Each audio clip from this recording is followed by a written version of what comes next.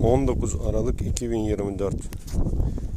Dün Blue Bordeaux Bor ve 4.15.0 gübrelerimizin uygulamasını yaptık, fakat onun videosunu çekemedik.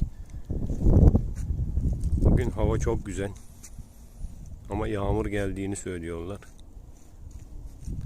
O yüzden bugün bu uygulamayı yapmaya karar verdik.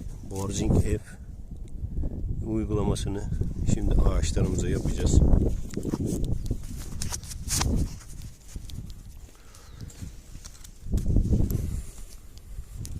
Ölçek olarak ben bunu kullandım.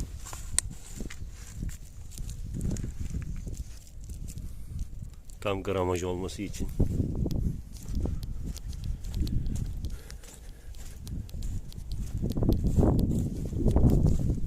Bunu ağaçlarımıza, taç iz düşümüne uygulamamız gerektiği söylendi.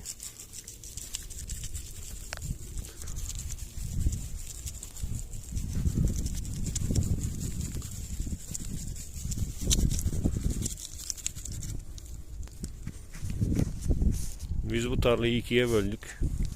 Yarısında sizin ürünlerinizi, yarısında da bordo bulamacı uyguladık.